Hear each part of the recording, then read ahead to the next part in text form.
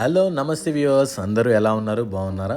So ఇవాళ items వచ్చేసి ఏంటంటే మా ఇంట్లో chicken fry, mutton curry, pulao rice, fish fry మామూలుగా లేవు, అసలు అదిరిపోయినాయి. 3 ఐటమ్స్ అయితే ఎంత బిర్యానీ తిన్నా ఏం తిన్నా కానీ pulao with mutton chicken fry వేసుకుంటే ఆ టేస్టే వేరుంటుంది అసలు. సో ఇవాళ వీడియో వచ్చేసి ఈ 4 ఐటమ్స్ అనమాట, మొత్తం ఒకే వీడియోలో ఉంటుంది. సో మీరు ఇంట్రెస్ట్ ఉన్న వాళ్ళు, త్వరగా నేర్చుకోవాలనుకున్న వాళ్ళు, ఈజీగా చేసుకోవాలనుకునే వాళ్ళు ఈ వీడియో అయితే స్కిప్ చేయకోకుండా పూర్తిగా అయితే చూడండి, ఓకేనా? లేట్ చేయకుండా ప్రాసెస్ చెప్తాను. ముందుకైతే మటన్ చేసుకుందాం. మటన్కి ఒక ప్యాన్ అయితే పెట్టేసుకొని దాంట్లో ఆయిల్ పోసుకోవాలి. స్టవ్ వెలిగించుకున్నాక ఆయిల్ హీట్ ఎక్కాక ఇక్కడ కనపడేది ఏంటంటే మిర్చి అండ్ ఆనియన్ని పేస్ట్ చేశాను లైట్గా, మరీ పేస్ట్గా కాకుండా నలగనట్టు మిక్సీలో ఒకసారి అయితే పట్టేసి పేస్ట్ చేసి దాంట్లోకి ఫ్రెష్గా అల్లం వెల్లుల్లి పేస్ట్ కూడా వేసుకొని దోరగా అయితే తాలింపుని అయితే వేయించేసుకున్నాను అనమాట. సో ఈ మటన్ కర్రీ కొంచెం స్పెషల్గా నా స్టైల్లో చేశాను, నచ్చితే మీరు కూడా ఫాలో అవ్వండి, ఓకేనా? తర్వాత పసుపు కూడా వేసాను. దోరగా వేగిన తర్వాత ఫ్రెష్ కరివేపాకు రెబ్బలు కొన్ని వేసేసుకొని తాలింపుని అయితే దోరగా అయితే వేయించుకోవాలన్నమాట. ఈ విధంగా దీనైతే మ్యారినేట్ చేయలేదు, మటన్ని డైరెక్ట్గా అయితే వేసేస్తున్నాను. సో లాస్ట్ టైం చేసిందేమో మ్యారినేట్ చేసింది. మటన్ కూడా చాలా ఫ్రెష్ మంచిది, తర్వాత లేతది, చాలా బాగుంది మటన్ అయితే. మీరు కూడా ఎప్పుడన్నా వండుకోవాలనుకుంటే కనుక మంచిది లేతది మటన్ అయితే తెచ్చుకోండి. తర్వాత చూసారు కదా, ఇలాగా తాలింపు రెడీ అయిన తర్వాత కడిగి రెడీగా పెట్టుకున్న మటన్ ముక్కల్ని దీంట్లో అయితే తాలింపులో యాడ్ చేసేసుకొని మంచిగా ఉప్పు వేసుకొని మగ్గించుకోవాలన్నమాట. సో ముందుగా ఇలా వేసేసుకొని తాలింపు అంతా ముక్కలకు పట్టేలాగా అటు ఇటు నెమ్మదిగా అయితే కలుపుకోవాలి. మీడియం ఫ్లేమ్లో పెట్టి చేసుకోండి, లేదంటే హై ఫ్లేమ్లో పెడితే ఏమవుతుందంటే తాలింపు అనేది మాడిపోతుంది, టేస్ట్ కూడా బాగోదు. సో ఉప్పు అయితే వేసేసుకొని ఇప్పుడు వీటిని కాసేపు అయితే మగ్గించుకోవాలి. దాంట్లో ఉన్న వాటర్ కంటెంట్ అంతా పోయి ఆయిల్ బయటకు వచ్చేంత వరకు.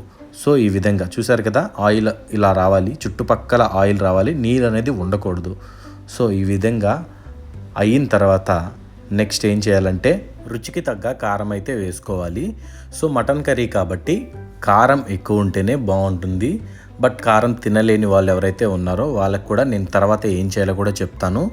సో ఇది స్పెషల్ అన్నాను కదా, నా స్టైల్లో చేస్తున్నాను కాబట్టి. సో కారం రుచికి తగ్గ అయితే వేసేసుకోండి. ఎక్కువ తినాలనుకునే వాళ్ళు కొంచెం అయితే ఎక్కువ వేసుకోండి. పచ్చిమిర్చి కూడా యాడ్ చేసుకోవచ్చు మధ్యలో, నేనైతే యాడ్ చేస్తాను అనమాట. సో ముందుగా కారం కలుపుకొని మూత పెట్టేసుకొని కొంచెం సేపు అయితే మగ్గించుకోవాలి. ఉప్పు కారం ముక్కకి పట్టాలి కాబట్టి. సో చూసారు కదా, ఈ విధంగా ఒకసారి అయితే చూసుకోవాలి మొత్తం.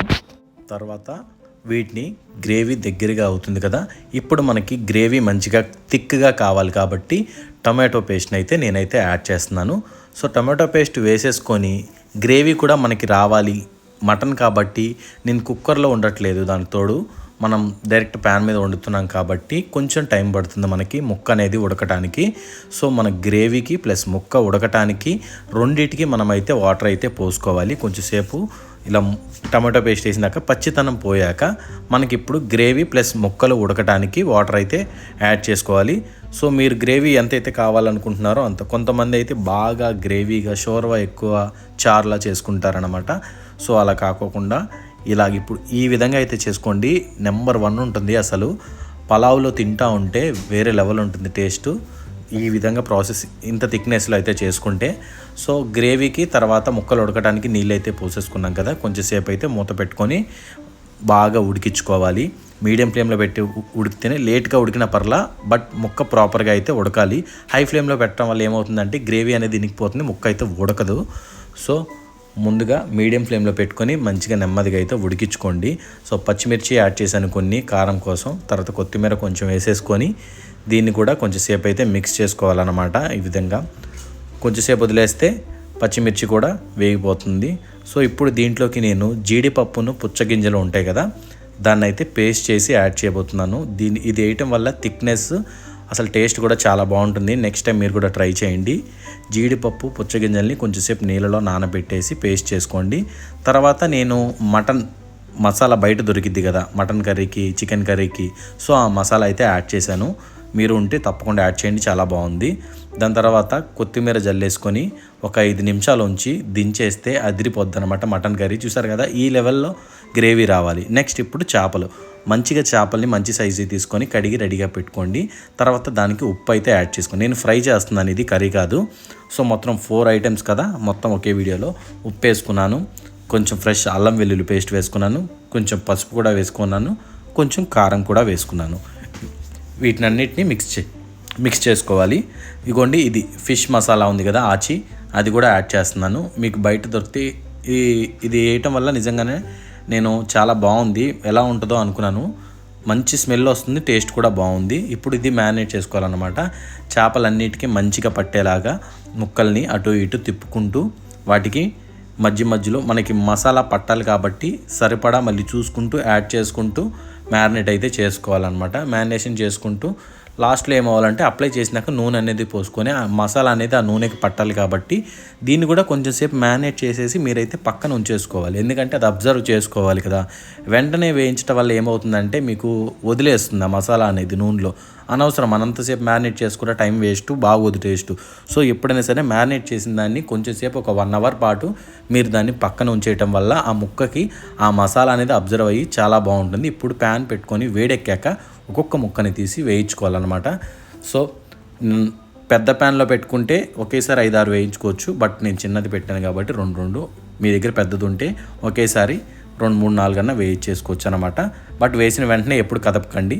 ఇప్పుడు నెక్స్ట్ చికెన్ ఫ్రైకి మంచి చికెన్ అయితే తీసుకున్నాను, కడిగి పక్కన అయితే పెట్టేసుకున్నాను. ఇప్పుడు దాంట్లోకి ఉప్పు, కొంచెం పసుపు, దాని తర్వాత కారం, ఇవన్నీ యాడ్ చేసుకోవాలి. అల్లం వెల్లుల్లి పేస్ట్ మొత్తం, ఇంకా మసాలా కూడా చికెన్ ఆచి మసాలా అని కూడా మీకు దొరికిద్ది. తర్వాత కలర్ కోసం కాశ్మీరీ రెడ్ చిల్లీ పౌడర్, తర్వాత కార్న్ఫ్లవర్ వేసాను. దాని తర్వాత కొంచెం మైదా కూడా వేసాను అనమాట. సో మంచి టెండరీగా మన ఆచి చికెన్ మసాలా అని చెప్పాను కదా, నెంబర్ 1 ఉంది అసలు. అది వేసాక స్మెల్ అయితే అదిరిపోయింది. మీరు తప్పకుండా అది వేసి ట్రై చేయండి. దానికి తోడు మనం ఇంట్లో ఉండే గరం మసాలా లైట్గా వేసుకోండి. తర్వాత ఫ్రెష్ అల్లం వెల్లుల్లి పేస్ట్ కూడా చెప్పాను కదా, అది కూడా యాడ్ చేసేసుకోవాలి. సో మొత్తం యాడ్ చేసుకున్నాక కొంచెం నూనె వాటికి మసాలా అంతా పట్టాలి కదా, సో అది వేసుకోవాలి. ఆచి మసాలా దాన్ని కూడా యాడ్ చేస్తున్నాను ఇప్పుడు. అది దాన్ని కూడా యాడ్ చేసేసుకొని ఇప్పుడు మ్యారినేట్ అయితే చేసుకోవాలి మంచిగా. దీన్ని కూడా సేమ్ అంతే మ్యారినేట్ చేసి కవర్ ఒకటి ఉంటుంది మనకి మ్యారినేట్ చేసాక సీల్ అవ్వడానికి. ఆ కవర్ ఉంటే ఓకే, బయట దొరుకుతుంది మీకు ఎక్కడైనా సరే, స్టేషనరీ షాప్స్లో కానీ ఎక్కడన్నా. ఆ కవర్తో కానీ లేదంటే ఏదైనా క్లాత్ పెట్టేసి బరువు పెట్టేసేయండి. కొంచెం సేపు వాటిని అలా వదిలేస్తే అది అబ్జర్వ్ చేసుకుంటుంది. మీకు మసాలా అనేది ముక్కకి పట్టడానికి మీకు బాగుంటుంది అనమాట. సో ఏదైనా సరే మంచిగా అయితే మ్యారినేట్ చేసేసుకొని ఆయిల్ హీట్ ఎక్కాక వీటిని కూడా వేయించుకోవడమే. బట్ పలావులోకి ఫ్రై ఉంటే చాలా బాగుంటుంది. నేను నెక్స్ట్ వీడియో ఏం చేస్తున్నానంటే కుక్కర్ పలావ్ ఉంది కదా, సో అది చేయబోతున్నాను నెక్స్ట్ వీడియో. మీరు అది కూడా చూడాలని నేను కోరుకుంటున్నాను. కొంచెం నా వీడియోస్ కూడా చూడండి. సబ్స్క్రైబర్స్ వస్తున్నారు బట్ వీడియోస్ అయితే చూడట్లేదు, రిక్వెస్ట్ చేస్తున్నాను. ప్లీజ్ నా వీడియోస్ కూడా కొంచెం చూడండి, కుదిరితే ప్రమోట్ చేయండి. మీకు నచ్చితే లైక్ చేయండి, ఓకేనా? తప్పకుండా నా ఛానల్కి అయితే సపోర్ట్ అయితే చేయండి. మీకు రోజుకి మేము ముందుకు ఏదో ఒక కంటెంట్తో అయితే వస్తూనే ఉంటాను అనమాట. సో ఈ విధంగా మ్యారినేట్ చేసుకున్న దాన్ని ఇలాగైతే సీల్ చేసుకోవాలి. సో సీల్ చేసుకొని దీన్ని కొంచెం సేపు పాటు పక్కన పెట్టేసుకొని ఇప్పుడు ప్యాన్ పెట్టుకొని ఆయిల్ పోసుకొని ఆయిల్ హీట్ ఎక్కాక ఒక్కొక్క ముక్క వేసేసుకొని కొంచెంసేపు అలా వేసిన వెంటనే కదిపించకుండా కొంచెం వదిలేస్తే పైకి తేలుతుంది ఫ్రై అయిన తర్వాత. అప్పుడు మీరు 2 సార్లుగా దీన్ని ఫ్రై చేసుకోవాలి.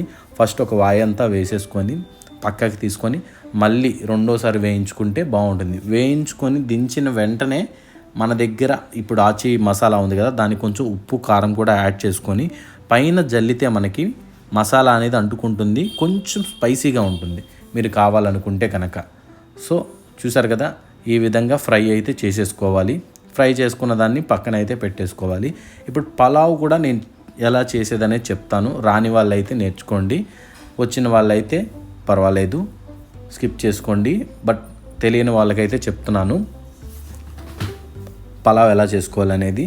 సో పలావ్ కూడా బాస్మతి రైస్తో చేసుకుంటే చాలా బాగుంటుంది. నార్మల్ రైస్తో, రెగ్యులర్ రైస్తో కూడా చేసుకోవచ్చు. బట్ బాస్మతి రైస్తో చేయటం వల్ల టేస్ట్ అనేది చాలా బాగుంటుంది. ఈ రెండింటి కాంబినేషన్ కూడా అదిరిపోతుంది అన్నమాట. సో ఇది సెకండ్ టైం ఫ్రై చేస్తున్నాము. ఇప్పుడు ఆల్రెడీ ఫస్ట్ టైం వేసేసాం, ఇది సెకండ్ ఫ్రై. సో 2 సార్లు వేయించుకోవాలని చెప్పాను కదా, 2 సార్లు వేయించేసుకొని ఇంకా తీసి పక్కన పెట్టేసి పైన మనకి ఎక్స్ట్రా స్పైసీ కావాలనుకుంటే మసాలా వేసుకోండి, లేదంటే లేదు. సో ఇది చికెన్ ఫ్రై అయిపోయింది, ఫిష్ కూడా అయిపోయింది, మటన్ కర్రీ కూడా అయిపోయింది. సో ఇవాళ పొద్దున్న నుంచి అయితే రెస్ట్ లేదు, అసలు ఇన్ని ఐటమ్స్ మామూలుగా లేదు. ఈరోజు ఒకేసారి ఇన్ని వీడియోస్ చేయాలంటే నాకు కూడా పిచ్చెక్కిపోయింది. ఇప్పుడు నెక్స్ట్ మనం పలావ్ రైస్కి ఇక్కడ ఆల్రెడీ ఇంగ్రీడియంట్స్ మీకు తెలిసినాయి కదా ఇవన్నీ. సో ఇవన్నీ వేసుకొని ఇప్పుడు కట్ చేసి పెట్టుకున్న ఆనియన్, మిర్చిని, తర్వాత కొంచెం పుదీనా కూడా వేసుకొని అలాగా తాలింపునైతే ఫ్రై చేసుకోవాలన్నమాట. దాంట్లోకి చెక్క పొడి, తర్వాత యాలక్కాయ పొడి కూడా వేసుకోవాలి. మంచి స్మెల్ అయితే వస్తుంది. దాని తర్వాత ఫ్రెష్ అల్లం వెల్లుల్లి పేస్ట్, ఉల్లిపాయలు వేగిన తర్వాత వేసేసుకొని మొత్తం ఒకసారి మిక్స్ చేసుకోవాలి. సో ఇది నేను ఎసరు ఎలా అంటే ఇప్పుడు ఒక బౌల్ కప్పు ఉందనుకోండి, 1.5 నీళ్ళు అయితే పోసుకోవాలి మీరు. సో అదే కొలత, ఏదైనా డైరెక్ట్ అన్నం వండుకోవాలన్నా ఏదైనా సరే అదే. ఇప్పుడు ఈ బౌల్తో ఈ బౌల్ నిండా రైస్ వచ్చింది, దాంతో 1.5 బౌల్ వాటర్ అయితే పోసుకున్నాను. రైస్ అనేది కడిగి నానబెట్టేసి ఉంచామన్నమాట ఆల్రెడీ. సో ఇది తెరిలిన తర్వాత దాంట్లోకి రైస్ యాడ్ చేసుకోవటమే. యాడ్ చేసుకొని తర్వాత ఫైనల్గా మనం అవుట్పుట్ రైస్ ఎలా వచ్చిందనేది కూడా చూపిస్తాను. అంతే. సో చాలా ఈజీగా చేసుకోవచ్చు పలావ్. ఎంత బిర్యానీ తిన్నా పలావే బాగుంటుంది. చూసారా అవుట్పుట్ ఎలా వచ్చిందో, పొడి ఆడుతుంది, అసలు మామూలుగా లేదు. సో రైస్ చూస్తే మీకు అర్థమైపోతుంది కదా, పొడి ఆడుతూ అసలు నెంబర్ 1గా వచ్చింది. స్మెల్ అయితే చికెన్ ఫ్రై, మటన్ కర్రీ అయితే అదిరిపోయింది అసలు. మా అన్నయ్య అయితే వచ్చేటప్పుడు అరే బయట దాకా వస్తుంది అన్నాడు స్మెల్. సో ఇవాళ వీడియో అయితే ఇది. మీకు నచ్చితే కనుక లైక్ చేయండి, కొత్త వాళ్ళు ఎవరైనా ఉంటే సబ్స్క్రైబ్ చేసుకోండి. ఓకేనా? Thanks for watching. Bobby kitchen.